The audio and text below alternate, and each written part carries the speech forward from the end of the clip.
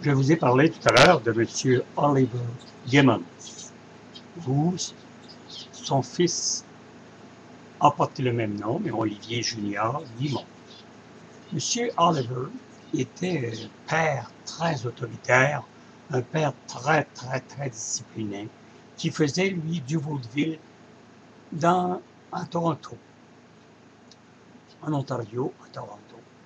Et évidemment, parlait élégamment l'anglais. D'ailleurs, monsieur le fils, Olivier Guimond, parlait très bien l'anglais aussi.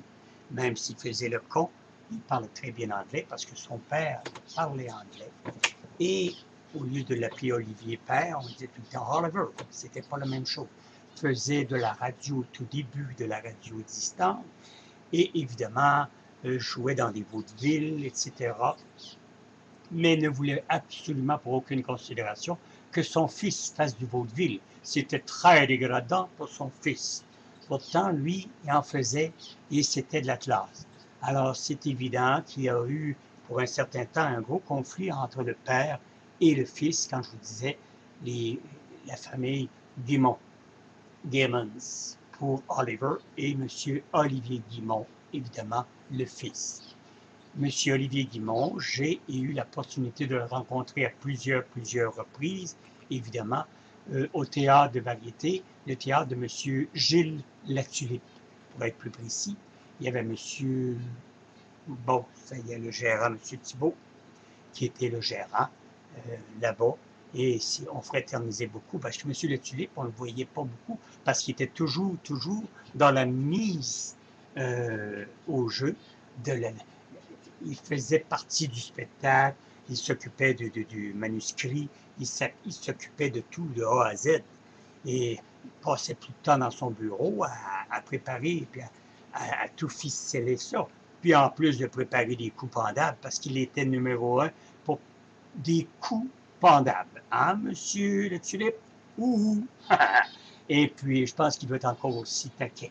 Lui, il pourrait vous en raconter. Lui là, si un jour il se mettait à écrire un livre, il y aurait au moins 10 volumes pour écrire toutes ces anecdotes et tous les, pas méchanceté, c'était fait avec amour, c'était fait avec drôlerie, c'était fait avec beaucoup d'amitié entre M. Paul Desmarteau, hein, que vous n'avez pas connu, mais M. Paul Desmarteau, un gentleman, un homme très imposant. Il a fait le curé Labelle.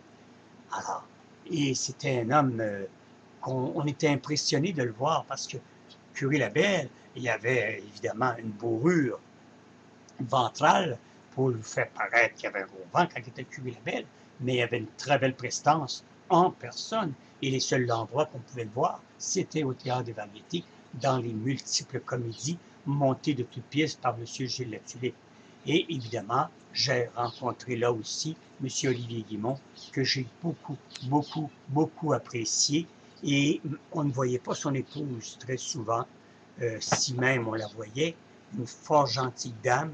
Et évidemment, euh, juste quelque temps un peu avant, j'avais un spectacle, ça me prenait des boutons de manchette et M. Olivier Guimond m'avait donné, pas passé, mais bien donné ces boutons de manchette que je possède encore aujourd'hui.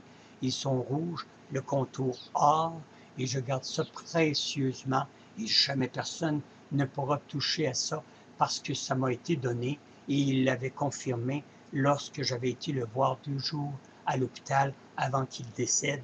Je voulais lui remettre ses boutons de manchette parce que je, je me sentais mal et il m'a dit oublie ça, c'est à toi, c'est à toi.